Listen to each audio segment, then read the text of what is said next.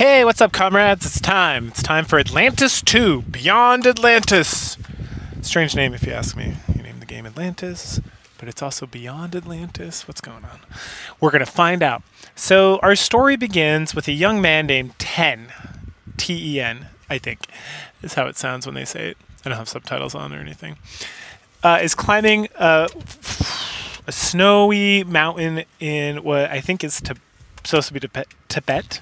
Because he looks like he might be Tibetan, based on his clothing.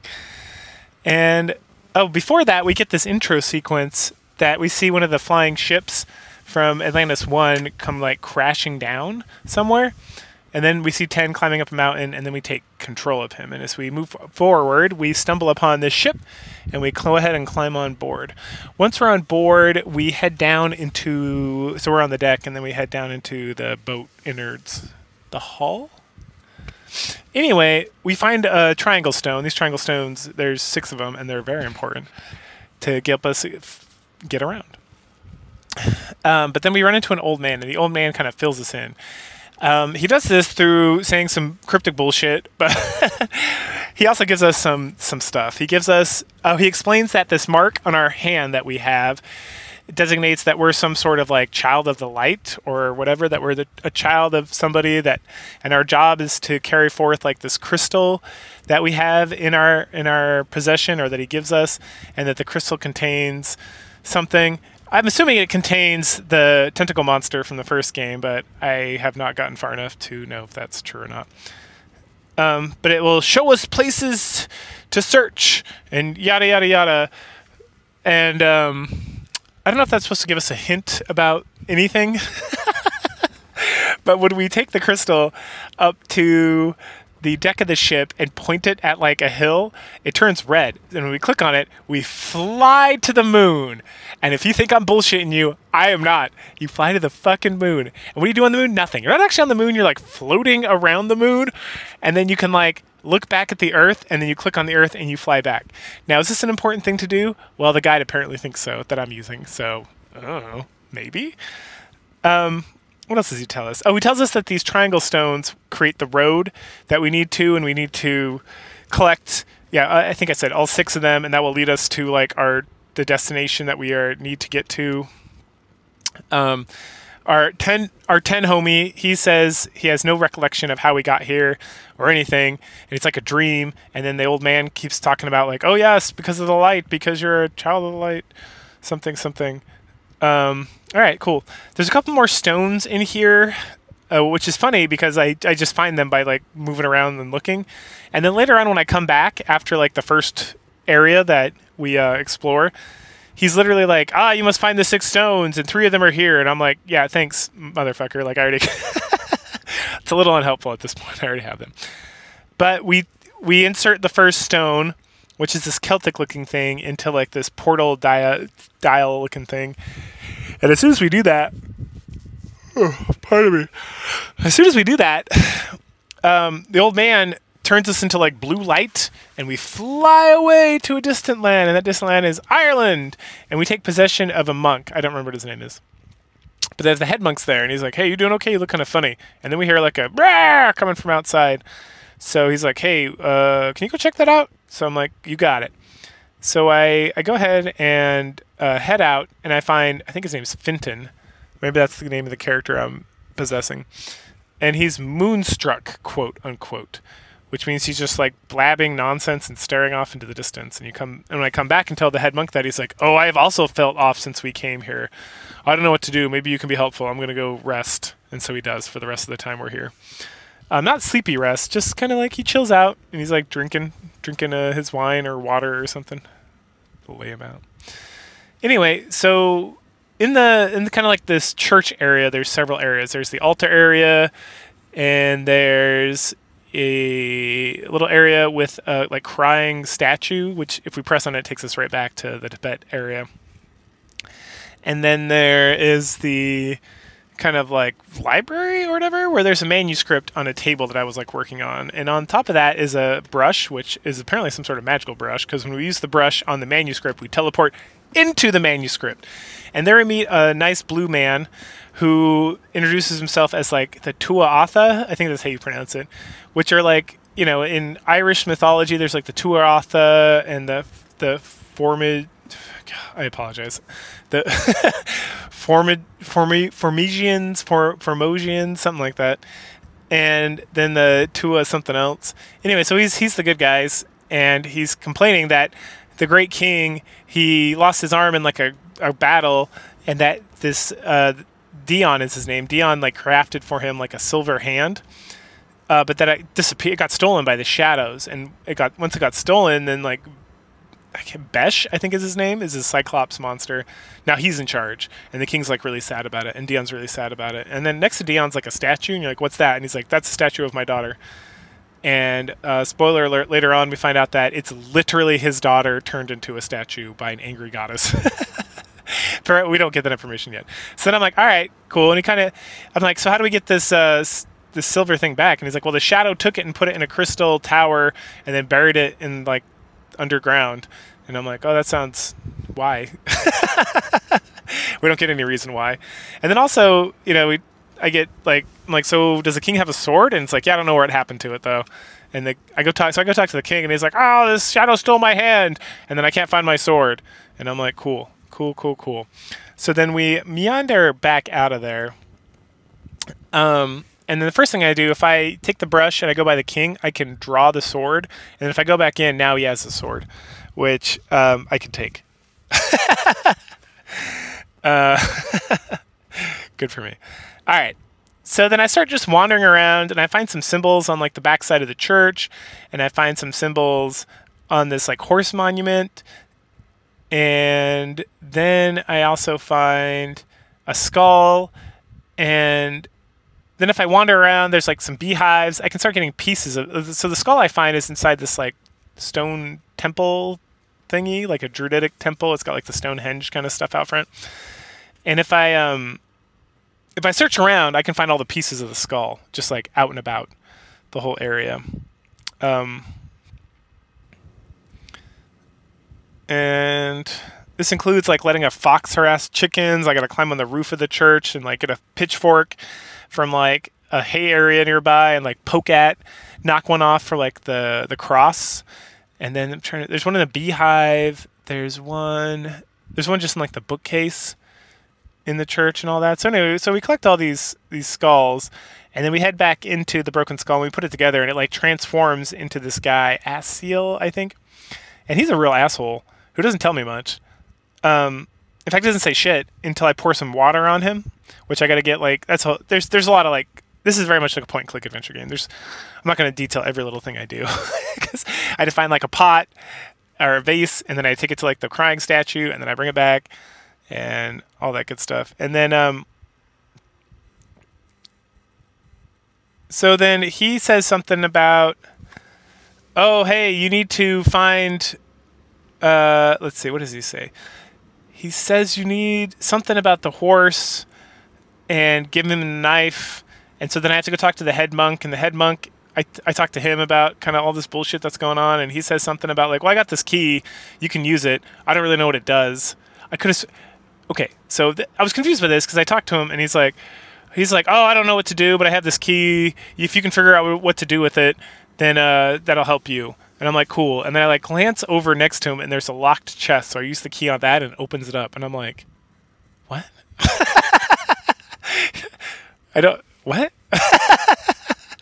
And inside is a knife, which I can take back and get like the head Asiel like cast some spell on it so it glows, so I can like make changes to like markings on the church, so that I can get a big stick, and then I use that stick to go hit like the horse statue, and then the horse statue comes to life, and then I have to like chase it down, and then I grab it, and then I can put it in the water, and it turns into like a real horse, and then I can ride that horse, which every time I get on it, it creates like a thunderstorm to like a different island. But before we do that, there's also this vellum and inside the chest, and the vellum is very important because the vellum shows us what we need to change the markings on the side of the church too, because there's like trees, and the trees are associated with symbols, are like markings, and then we have to match the tree symbol markings with the markings on the wall of the church, which gives us the staff, essentially, which we use to pound on the horse statue monolith,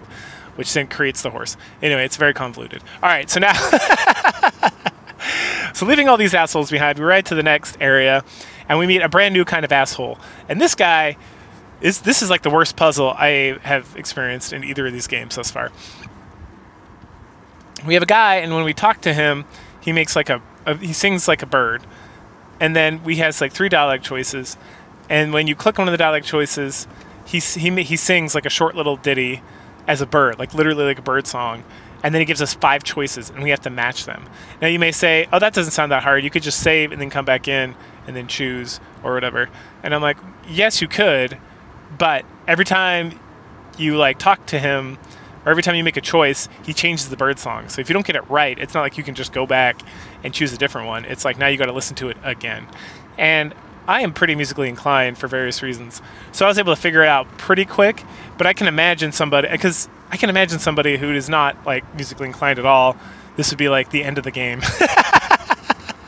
Because you got to do it 3 times, and it's not easy, and you could just like guess. But like the fact that, again, without a guide, I would barely understand what I'm supposed to be doing here. It's not really, it's not well explained at all. But once we match him up, then he'll hop off his tree and tell us that he was cursed by the god Onya, because he was like, she was his muse, and then he found another muse, and then the goddess got like jealous, and so she turned him into like half blackbird, half man, and stuff. And you're like, cool, that's a great story, bro. Anyway, I'm looking for a crystal tower, and he's like, oh, I don't know where that's at, but I have a divining rod you can use to find it. And I'm like, cool. So he gives us the divining rod, and we use that to go like 3 spaces away, and then we click on the ground with the divining rod, and it creates a well. And like, awesome, so it's down there. That was too easy. So, but we hop into the well, and we swim down, and there's a giant like eel monster thing, and it starts chasing us, and so we got to swim back out of the well before it eats us up real good. It's like, all right, now we got to figure this crap out. So back to the head.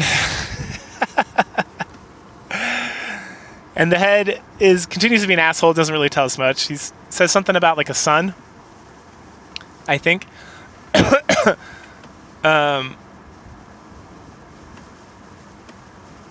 Yeah, if I remember the order correctly that I did this in. He says something about a sun, and then he says Fenton's an asshole and like laughs at him. And so then alright, so the monks don't know anything, so back into the manuscript we go. So we go talk to Dion, and Dion gives us some more information, which at this point he's like, oh, no. This is where we find out, like, no, the goddess Anyan turned my daughter into a statue. And you're like, oh, but was it because of Fenton or whatever, the Birdman? And he's like, I don't know what that is. So then you kind of tell him the whole story of what you know at this point, and then you two like chit-chat, and you're like, oh, that makes sense, that asshole. I'm glad he got turned into a bird, fuck him. And I'm like, yeah, kind of fuck him. And then you're like, so how do I talk to this Onya chick to get her to like untransform your daughter so she can help me get this like crystal tower? And he's like, well, Onya's not gonna like appear until after like the burning sun or something spins in the sky once again. So you'd have to figure that out. And if you can get that out, she'll show up because she's been dead for like all this time or something. And then I asked him at the head, and he's like, oh, that guy's an asshole. And I'm like, yeah, he is an asshole. Also, how do you know about stuff that's going on outside the manuscript? It's all very curious. I think we finally discovered that like I'm not actually going into the manuscript. The manuscript's like a teleportation to like someplace in the sky, and that becomes more apparent later on. All right, so then we head back out, and we go talk to the head monk about this sun. And he's like, I don't know anything about a sun, but I got this cross. And you're like, that cross kind of looks like a sun. Thank you for giving me exactly what I needed at exactly the right time, head monk. And then inside the church is a tapestry on the wall that has a picture of like a castle and a dragon, and like these peasants like pointing up into the sky. And so there's a couple places you can place this. They call it like Bridget's cross, but there's only one correct spot. So once I find that spot, it starts spinning and turning into light, and I'm like, oh, that's cool. And then I hear a voice, and it's like, oh, what do you want? And I turn around, and it's like, bam! There's Onya, but she's like, it's just a face with like antlers and like crazy hair, like up in the sky, or up in the like the ceiling of like this church, and it's like crazy. When I first saw it, I was like, oh, like, It was like really in my face. Like it was like she was like a horror game. Like it was like right behind me and huge. And I was like, oh my gosh. Anyway, so we chat with her, and she's kind of a asshole as well. It's going around these parts, isn't it? And she talks about how the head, she punished him because he like raped her somehow. Gross. And then, you know, we talk about Fenton and the daughter of the Tuatha, and she's like, I don't. And you're like, can you please turn her back into a statue? I need her to get this other thing, to get this other thing, to get this other thing, to get this other thing, because I'm playing an adventure game. And she's like, why would I do that? And I'm like, I literally like made a burning sun so that you could come back to like existence again. And then she's like, ugh. Well, I suppose I can do this one little thing for you. And you're like, thank you. Try not being such a bitch. Damn. And so she's like, it's done, and then she disappears, and that's the end of that. So then we meander back into the manuscript, and once we're in there, we meet the daughter. I can't remember her name. It's Amisha or something, and she's super nice, and she's the least asshole out of all these characters. Very helpful. She wants to help me. She said she used to have like a salmon that would help me breathe underwater and be able to fight monsters underwater. And then we talk about like the king and his situation and everything else that's going on, and I explain to her. She's like, I don't know why I got turned into a statue. And then I tell her, and she's like, oh, well, I guess that's kind of nice, I guess. And so I'm like, oh, well, she can't find this salmon thing? That's fine. I have an answer for that. And so we hop out, and we just draw a salmon on her statue picture in the manuscript, and then hop back in, and she's like, I got it! And I'm going to bless it, and now you can go get your little crystal tower that my dad needs, so you can give the king his arm back so that he can kill this monster, and then you can get the stone that you came here for in the first place. And you're like, awesome. Awesome, awesome. All right. So once we do that, oh no, so then we head back to the other island by riding our lightning steed again for like the 4th time. And we head down the well, and then you just got to use your salmon powers every time you go before a screen. And then the monster comes up and shoots like lightning at you, which the salmon reflects, and then the monster like tucks its tail behind its legs, which it doesn't have legs or really a tail, it's just like a singular body, and runs away. So then we grab the crystal tower and head back out. And then it's back on our lightning steed, back across the ocean to the other island, back into the manuscript. And once we're in the manuscript, we hand the crystal over to our homeboy, Dion. He's like, oh, it's so strong, but I can weaken it a little bit, but then you're going to have to figure out how to smash it. And so then he weakens it with his magic, and then I take the king's sword and I smash it, and then we get the king's arm, and then I go back to the king, give him his arm and his sword, and then he fights the Cyclops monster and beheads him and kills him real good. And then this monster has like this big metal diaper thingy, and it like, and this is why I think like this is actually a place in the sky, because it falls down like through the clouds essentially, because we're like, this whole area is like in like a cloud area, it seems, where there's like blue sky below you. And then when we head back out of the manuscript, and we go out, the head priest is like, oh, you did it! Oh, wait, I forgot one thing. Okay, so before we go into the well, there's like a tree by this wall by the well, and if you hold your crystal up, you again fly to the moon, and then I flew back after it flew to the moon. All right, so that's the second time we did that, which again, the only reason I'm doing that is because the guide told me to do it. I have no idea what it's supposed to do. And at one point it looked like I could fly into the sun, but I was like, no, the guide said go back to the earth, so that's what I'm going to do. I don't want to. Oh, goodness gracious. Okay, so then, yeah, so once we leave the church after all these shenanigans, the head monk's like, I feel better, and Fenton's better, and we're so happy, and we're going to celebrate. And so it's party time. Heck yeah, bros, time to party. But before we can party, he notices like the metal diaper thingy on the ground, and he goes up and pulls out one of these triangle stones that we need. He's like, oh, hey, look what I found. I don't know what to do with this. You take it. And I'm like, thank you. I will take that.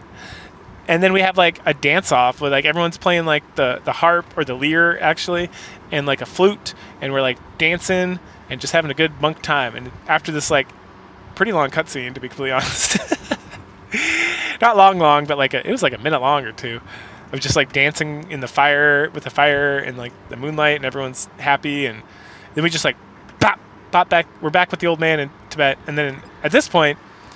Is when I talked to him, and he's like, oh, hey, there's 3 stones here, and then one in each of the worlds you got to go to. And I was like, well, I already have 4, so thank you for telling me that now, I guess. And then we talk about me floating away in like the blue light, and he's like, that's not you, that's like a spirit of you or some bullshit. And I'm like, cool, thanks, man. And then I set myself up and I head to the Yucatan.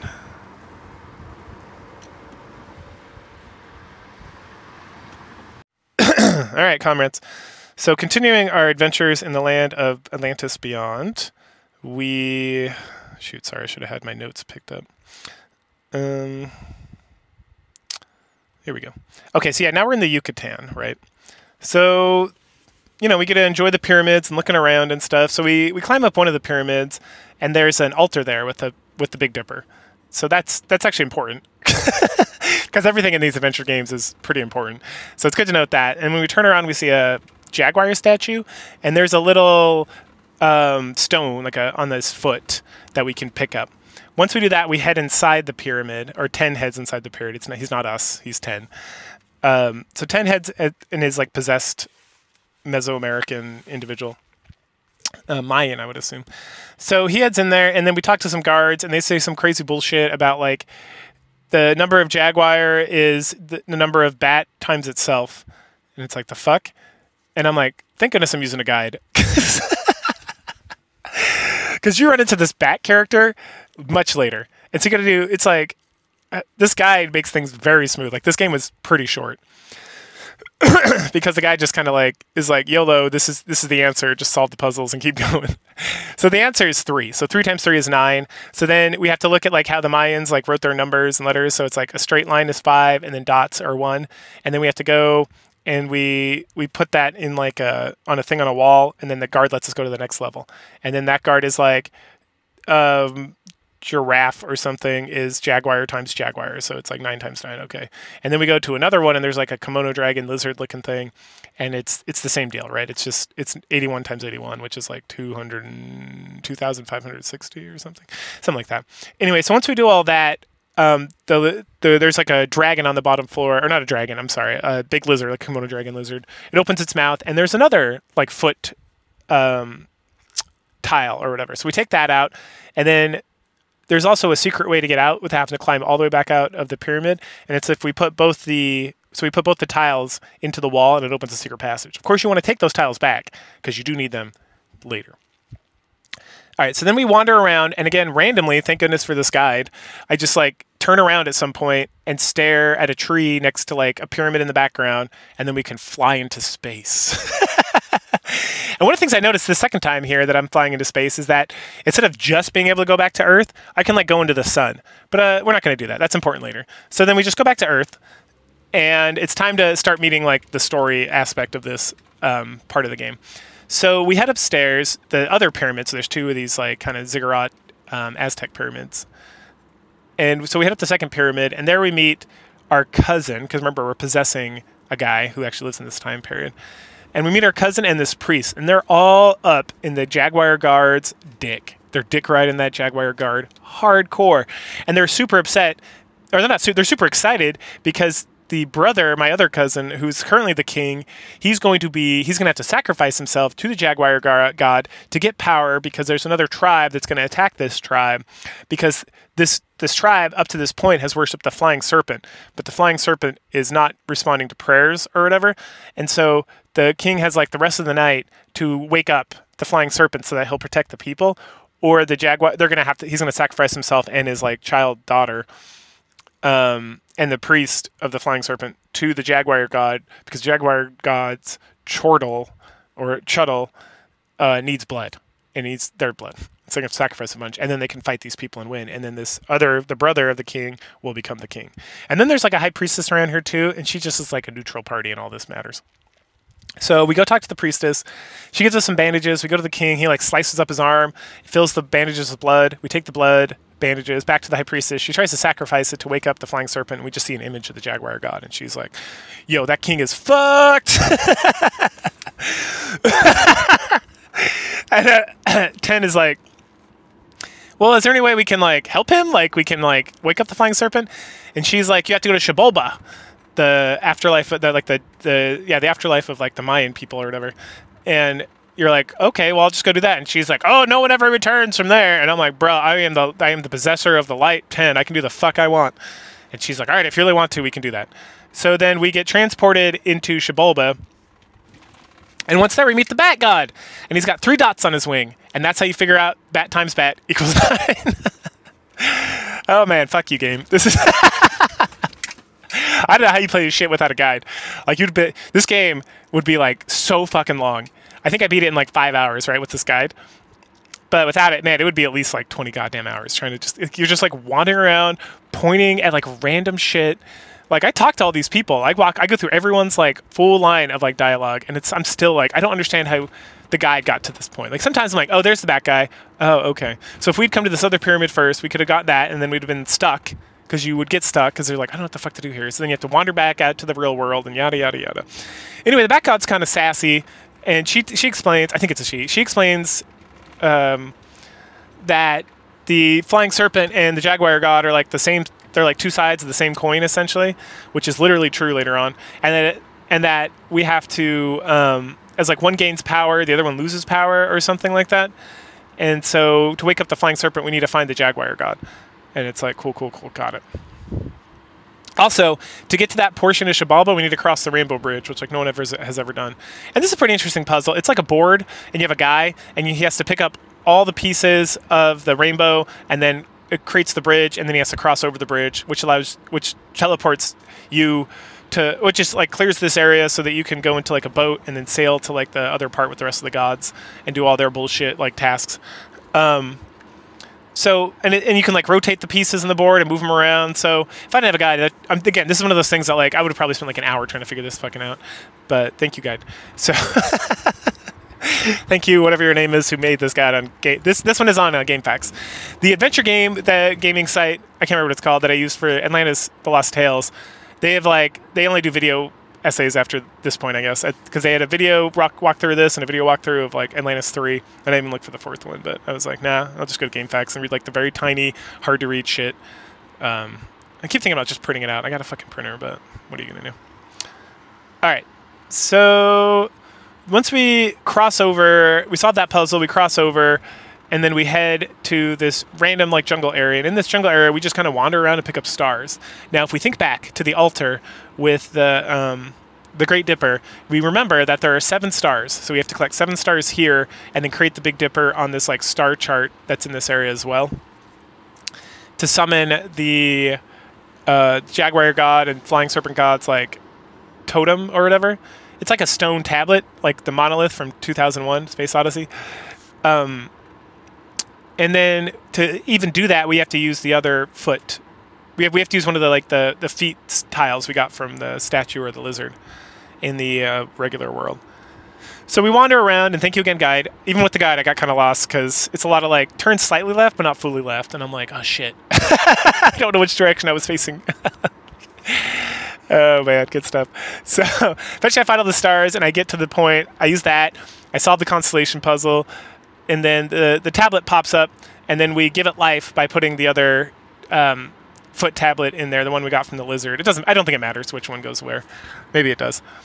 And then the Jaguar comes out and he's like, what up? And you're like, hey, great Jaguar God, I need to talk to your brother, the Flying Serpent. And Jaguar God's like, oh yeah? Why? And you're like, I want to wake him up so I can save the king and the other world and all that. And the Jaguar God's like, you know what? You're good, bro. And you came all the way out here and solved all these puzzles. Fuck it. Do it. And so then he turns around, like the whole monolith turns around, and then the Flying Serpent's like, Yonzies, what's up, homie? And you're like, hey, I need to save the king and stuff. And then the Flying Serpent's like, well, I'm sleeping. And, and weak, because he just woke me up. And you're like, well, I need your chortle or whatever. And he's like, okay, well, to get it, God, what does he tell me? I'm trying to remember exactly. I think I just say, oh, he needs 2 skulls. That's right. He does tell me. He's like, I need the skull. He has some fucking poem. And fucking poem. And then he's like, I need that. I need 2 skulls. And you're like, cool. So then we wander down the river and we meet at the frog god, and he wants some stuff from the spider goddess, because the spider goddess has like some shit on her web that we need. And I'm like, cool, okay.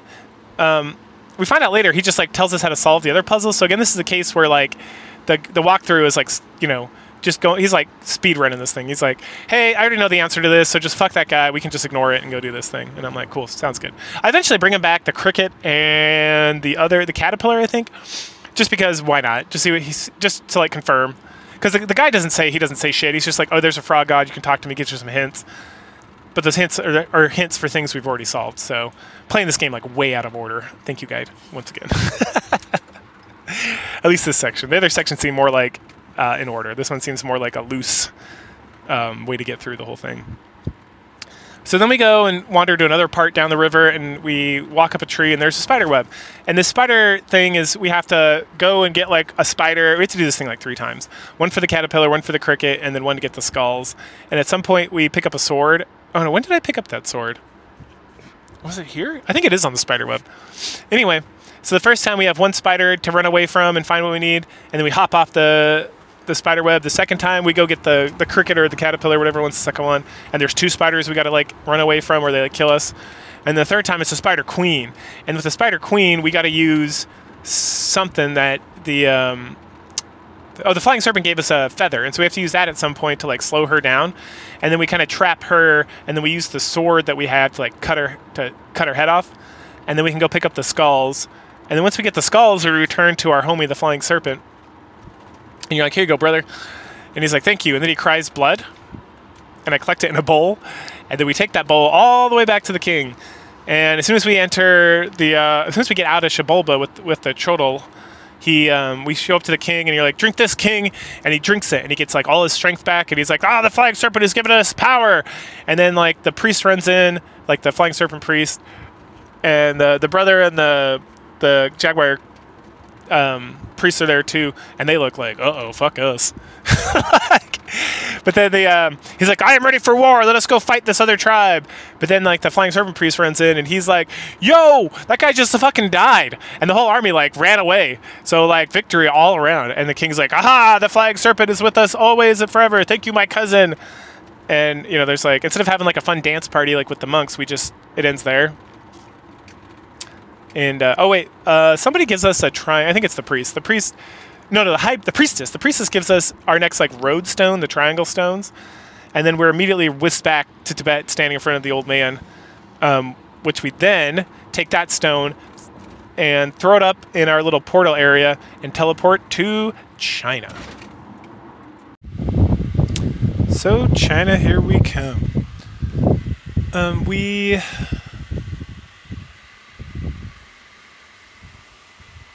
We start in another monastery, and this time we're taking the possession of a bureaucrat, and we're investigating something, I guess.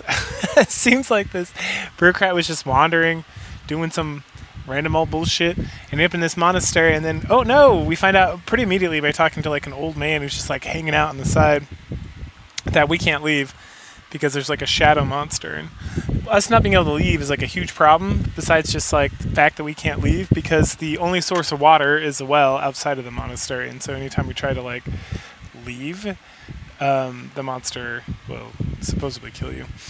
And this is actually a temple full of exorcists that would be able to banish the monster or the shadow creature or whatever, but that they're all out doing shit. They're out doing exorcist stuff. And so the only way, so there's no way for us to solve this problem. It's pretty good. So after we talk to the old man and we go look and see, yep, there's a monster, all right. We find a frightened monk on the side of the building, and he's all scared and shit.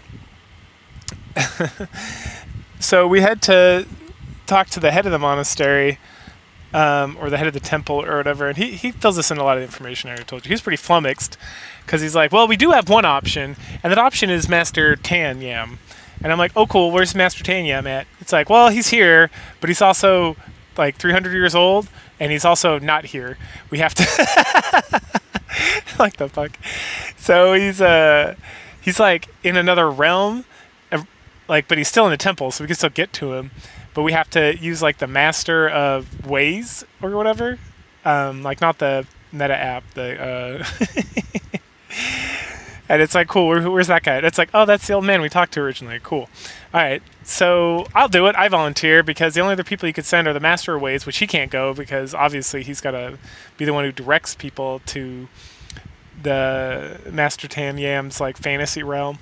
And then the scared guy is scared, so he can't go. And obviously, the head of the temple can't go because he's an important guy. And so, well, I guess it's me.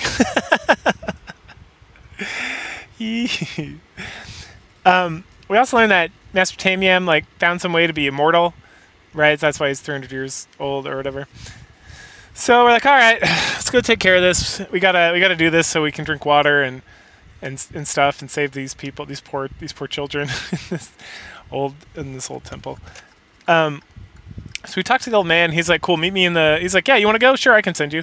Meet me inside the temple in the back room. So we go to the back room, and there's like a pond and we're supposed to put like a little turtle guy in there. And he's like, all right, listen to everything I tell you and follow the path that I give you exactly, and it will open up the rainbow path or something. Oh no, another rainbow path. I think it's a dragon door actually.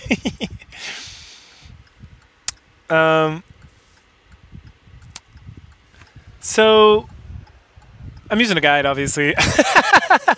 Otherwise, it'd be pretty annoying. But so the pond in the middle has like a hill, and like the turtle's facing one way, and there's some other shit around, and so that's how he gives us directions. So he's like, towards the something, the tail end of something, towards this, towards that. And after we do this like 12 fucking times, the door just like magically opens, and so this leads to a room which has a chest on one side with a wand in it. But it's not just any chest. It's like a Russian doll style chest. So we open the chest, and there's another chest, and we open that chest, and it has another chest. And it's like 6 chests. We just keep opening them. There's no trick. There's no puzzle or anything. You just open them all, and then there's a wand inside. Awesome. We take the wand to the other side of the room, and in the middle of the room is this big, like, fun-looking diorama-looking thing. So we head over to the little like area in front of the diorama, and there's 4 candles, and we light them in order as the guide directs us. Thank you, guide. And then when we do that, we shrink to very, very small, and then we can enter the diorama, which takes us to like another world. And this is where Master Tamiam is apparently. So we walk around here till we find this bridge that we need to lower, and there's like a machine that will do it, but we don't have the discs necessary to make that happen. But we do find some dolls. We find dolls of like people and like a money pouch and all this good shit. So we pick all that up and we head out. And once we're out, we turn big again. And now that we're big, we can take our dolls and we can place them where they should go on the. If we had looked at the floor before, we would see that there's like diagrams on the floor. So for example, we have a blacksmith, and he goes by like the mining camp, and then we have like a woodsman, and he goes by the forest, and there's like a fisherman, and they go by the water, and then there's like a gold pouch we just like lay down on the floor anywhere because we'll just pick it up when we turn small later. Anyway, there's 5 of these guys. And each one represents an element in like Chinese element. And what I mean by that is like you look at like traditional like Western elements, and you get like the big 4 alchemy elements, which are like earth, water, fire, air, right? And that's what a lot of stuff's based on. But in China, it's metal, wood, if I remember this correctly, fire, water, and mountain. I don't think it's mountain. I think it's stone. Stone, metal, or it might be earth. It might just be earth. I think it's just earth. I think it's earth, fire, water, wood, and metal. And that's like what everything's based on in, this ancient Chinese alchemy. So once we get all the dolls down in their correct place, we, turn small again, but instead of entering the little realm again, we see all the characters, and they're like somewhat alive. And then we have the money pouch. We grab the money pouch. We get 5 coins. We give each one of them a coin. Each one of them gives us the corresponding disc with the element. So now we have 5 discs, and we head back in. And this time on the machine, we gotta set up the elements in a specific order twice so that the bridge will lower down. Now, I don't know where you're supposed to get this information from. Probably if you just talk to everybody enough times about the elements and whatnot, they will give you this information. But since I had a guide, we knock it out. And then once we cross the bridge, it takes us to a golden door. But before we use the golden door, it's time to fly to the moon once more. And I'm trying to remember. Yes. So this time, though, instead of just flying to the moon and back, we fly to the moon, and then to the sun, and then around the sun, and then towards some stars in the distance, and like all around the galaxy. And then when we come back, our crystal has transformed into a different looking crystal. So that was a very important thing to do now that we've used the crystal to go into the moon sky like several times.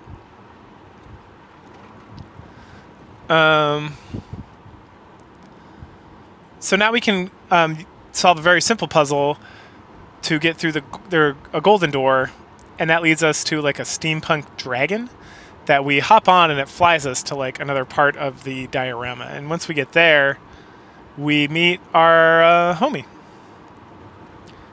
Wait, is that where we meet? Other side of the door, steampunk dragon, solving... Oh, yeah, that's where we meet Tom Yan, and he's kind of a douchebag. He's, like, immortal, and he claims to be immortal, and everyone's like, yeah, he's immortal, and he's been alive for, like, almost 300 years. But I guess, like, whatever immortality he has, once he hits that 300-year mark, that is the end of his immortality, and he will die. So he wants true immortality, and to get true immortality, he needs the immortality mushroom. And we get that mushroom by going to hell. So he sends us to hell so that we can find this immortality mushroom. And as soon as we get there, we meet like Oxman, and we're like, hey, Oxman, I want the immortality mushroom. And he's like, well, I need you to file this paperwork first. And yep, you got it. Chinese hell is just like a super bureaucracy. Based. So there's, I think there's 6 animals. 3 on the floor and then 3 on the ceiling. And obviously there's like a staircase around here that we can use to transcend the ceiling to like flip the world over or whatever. And then there's also Fox Lady, and Fox Lady gives us a fan, and the fan is how we solve the puzzle. Because the paperwork needs to be stamped 3 times, and you may say like, well, there's 6 animals. What 3 stamps do we need? And the 3 stamps we need are the stamps that are on the fan, in order. The issue I had with this puzzle is without a guide, I don't know, I guess we're just supposed to like talk to people, get their stamp, and then like remember where they're at, and then like replace it later, which is like super annoying. But since I had the guide, I knew exactly what animals would give me which stamp. And so then I just followed the fan and got like, I think I had like bunny stamp, and then I had like dog stamp, and then, no, I think I had somebody first. Anyway, I don't remember. I got the stamps, and then we head back. Oh, sorry, itchiness. Head back to Cowman or Boarman or Bullman, whatever he was. And he's like, all right, you got the paperwork. Here you go. Here's your immortal mushroom. Goodbye. And he sends us out of hell. And then once we're out of hell, we go back to Tam Yam, who's just like around the corner of this building.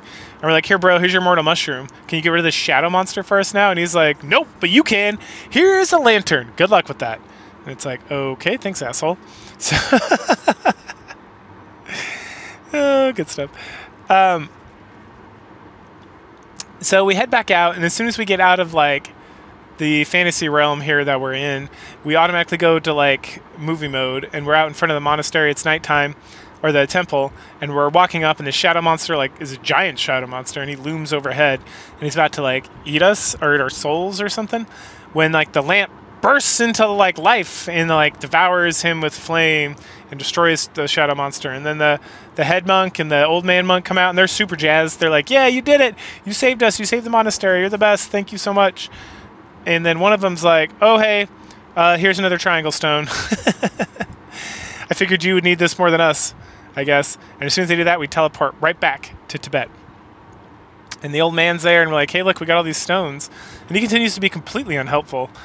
So I go ahead and put the last stone in place, and then I use my new crystal on the teleportation thingamabobber, and it drops me down into this room with a bunch of like hanging murals or hanging carpets with symbols of the 6 triangle road stones, and I'm standing in the middle of them on this like lotus, this giant lotus blossom.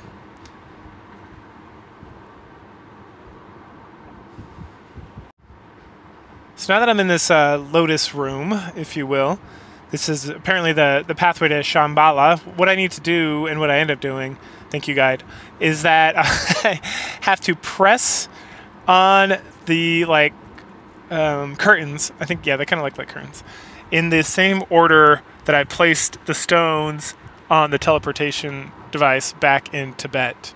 So I do that, and then I get whisked away to a magical land. It's got beautiful greenery and like beautiful trees, and it's like floating in the clouds. And I'm on like this island in the clouds, and I leap off to like the other island, and on there I find dun dun dun. It's a good dun dun dun. It's Rhea. You guys remember Rhea, right? She's the queen of Atlantis. Oh my goodness. I guess this is where she went. But she went here thousands of years ago. So this person we're speaking to is actually like a messenger. It's like a hologram or something. It says I'm at some point when I'm talking to her, she reveals a lot of information, which is very useful, because immediately afterwards you become very confused once again. So all the questions I had from Atlantis are like resolved here pretty succinctly. Like it's like, oh, this shit all makes lots of sense now. That she like, no cryptic bullshit, old women, no crones telling me nonsense, no Tibetan old man just doing nothing, not explaining shit. Like this Queen Rhea like does a huge service by just explaining everything. So there was a being that lived far away in a galaxy that traveled all the way to here to Earth to find a body, or to find material, I think is what she says, to possess, so that eventually he could go back and boink his girlfriend. No one says that, but that's literally what happens in the ending. I don't know how else to interpret what I saw. Yeah, no joke. That's literally what happens when you beat this game. So once on Earth, it was encased in a crystal that was discovered by like these island people, right? And we saw a bit of that in Atlantis, right? Because we kind of figured out that the people of Atlantis were the same people as like Hui Pua and his crew, because they all spoke the same language. And then they have like records of people doing stuff, and and then we know that they like set up the screaming god or the standing god to be like, don't go over here. And they wanted people not to go over there, because at some point the crystal got split into two, the light and the dark side, and the light side got buried there on the island, and then the dark side got taken to Atlantis and buried there. And that's like the stone head and then the tentacle monster, right? That's the dark side. So but they used the power that they got from like having the dark part of like this celestial being around to create all the marvelous things like their barges and technology, and just be like the most superior culture on the whole planet. We also learned that 10 is Seth's descendant, and that he's like the final descendant because the power of the light that Seth took in when he went to the island and like did all that cube bullshit, and then like turned his hand blue and all that like his descendants, and I'm assuming what's their fuck, Anna, I think. They had babies, and then they had babies, and like thousands of years later, 10's like the final descendant who's like ready to combine the light and the dark sides again so that they can return to the cosmos. And that the reason Seth didn't just combine the forces right then and there is because he was concerned that he didn't have enough power in the light to reign supreme. So when the creature came from the cosmos, it was possessed, the light was in control, but there's a concern that when they combine back together, the dark might take control, and that would cause problems, because the light is going to like do cool stuff, like boink his celestial girlfriend and create planets, while like the dark's going to like, I don't know, fuck things up or something. It's never, that's never really like expanded upon. That's just my assumption. But at some point, after thousands of years, or millions of years or something, because there's like a star in the sky that every place we go, they keep mentioning like, oh, there's a dawn star, or there's like a star in the sky. What's that? That's some ominous shit. And we find out that that's a supernova, and that supernova is like a sign that this being needs to like return home because his girlfriend's like in bed naked, waiting, impatiently waiting for him to get, for him to like boink her with like a planet. But that he needs to get like his act together and get his like physical manifestation going so that he can boink her.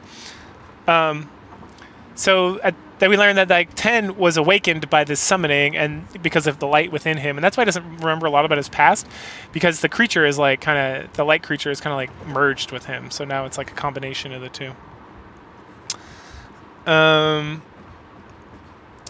Let's see, what's next? 10 awakened. Okay, yeah, got that. Okay, cool. So once we learn all that stuff, Rhea's like, cool, that's all I got for you. Good luck. And he's like, what's going to happen to you now? And she's like, I don't know, I'm going to go with you or something. I don't know. I'm just going to disappear. Because the real Rhea, but Rhea did come here. So Shambhala, oh, that's right. So Shambhala was created by a group of Atlanteans that, like, when they kind of split the stones, the ones who went with the light, they created Shambhala as, like, a place of refuge and a place to, like, be at peace with the universe and stuff. While like the people who took the dark side, they're the ones who created Atlantis. Why it was kind of always corrupt. So Rhea, when Hector rescued her, you rescued her, and then Hector rescued her. She headed to Shambhala, and then she created this message, knowing that someday someone would come and that she would need to give them all this information so that they could fulfill the prophecy or get rid of this, get this thing off the fucking planet so it stops causing problems. Something like that. Anyway, so that's cool. And also, the message of Rhea, you're like, oh, you're the Queen of Atlantis? And she's like, yes, but I was a very bad queen. Because I did not see the corruption that was happening, and I allowed kind of the destruction of the island. And I was like, hell yeah, Rhea, taking responsibility. I highly approve of that, because what's her fucking fault? She should have been like, nah, Creon, fuck you, get out of here. But that's good. So, hey, it like completely wraps up everything from Atlantis 1. So now we got to jump off the island here, and that takes us into some trippy, like, the greatest bullshit I have ever seen in a game. That, like, thank goodness I have a guide, and that this game didn't do one of those things where it's like every time you play the game, it's like a random answer, which some of these games do sometimes, and it's like, that's such bullshittery, man. Because what happens is you just like, you're in like a flashback mode where you're just like, every time you're in like a screen from like somewhere in the game previously that you've been, and you click somewhere and you randomly, it's like you don't go to like, you're not spending time in like the Yucatan. As soon as you click, you go to like a random other place. And it's not random, but like just kind of like a jumble of images and stuff. And so you have to like meander about and finally find this like star on the ground. And if you talk to people, they just say like random bullshit. Like it's very cryptic and like annoying. And then once you find this star, you got to end up back in like the Irish monastery, and then in a window you use the star, and that finally takes you out of this like hellish nightmare of like a puzzle. And then you get on your Atlantean like boat thingy, and once you're on your Atlantean boat thingy, you fly the Atlantean barge thingy out to Atlantis, which is now buried under the sea, and you can breathe underwater, so don't worry about it. So once you're in there, you meander about until you find a crystal, another crystal, right? And you take that crystal, and then you wander about until Ten finds the tentacle monster. And so this is now we have battle. We've never had battle in these games. Well, we had that one where we like used the knife on the guy. So this is the second time we've had like battle, quote unquote. So this battle consists of the tentacle monster will occasionally try to hit you with its tentacles, and then you have to have the crystal equipped, and then you click on the tentacle as fast as you can, and you only do it when the crystal turns like white. And then you do that to each tentacle till you destroy all the tentacles. And if you get hit a few times, it didn't seem to matter. I feel like I got hit quite a number of times, but I guess at some point you can lose, according to the guide, and you will die. But eventually you defeat the tentacle by destroying the tentacle beast by destroying all its tentacles, and then you absorb it inside you, and you pop back up in Tibet. And there's the guide. Oh, and the guide is like, he's another one of these guys, like the Chinese guy, which is like, ooh, his descent. He's like, there was a guy in Atlantis as part of Shambhala, and like every one of his descendants was trained, or apprentice to master to apprentice, master apprentice for thousands of years to be the guide to help Ten eventually achieve like cohesion and fly off into the universe. And I was like, I guess. I mean, this motherfucker didn't seem to do much. Anyway, so now that we have the crystal and we're united, we go back to the teleportation thing and we use it. And at this point, we go back into the sky and we go fly around the sky some more. And eventually we go through like a black hole, which is new.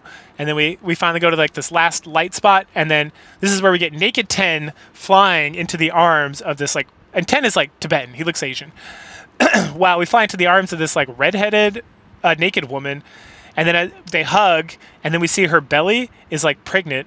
And then we see a planet just like Earth, and then Ten standing on this planet naked, which is like, it's like a Garden of Eden kind of situation. And then the woman walks up and like puts her head on his shoulders, and then like the sun sets, and that's the end of the game. But not quite, because then the credits roll, and then after the credits, we just see Ten standing naked by himself, and he's looking out at all the at like some hominids. Some like Neanderthals or ape men or whatever, and he's like smiling while they're like hunting deer, and that's actually where it ends. So yeah, there you go. That's Atlantis.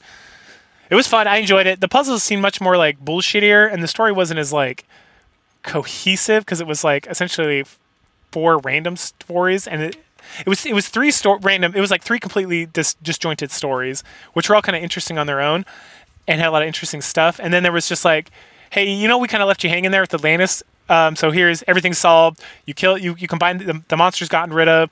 The guy, he's created like new planets somewhere else, and everything's good, and everyone's happy. and everyone was victorious. The end.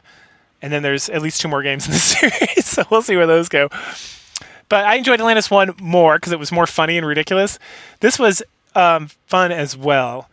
But I definitely, like, the need for a guide in this seemed like much more important than in the previous one, where I felt like there was parts where I could just kind of like figure it out. This, I feel like you'd have to do a lot of backtracking, walking around, trying to figure stuff out. And then the puzzles were a little more bullshittery. But I still enjoyed it. So it's Atlantis 2, Beyond Atlantis! Cool, y'all. Catch y'all later.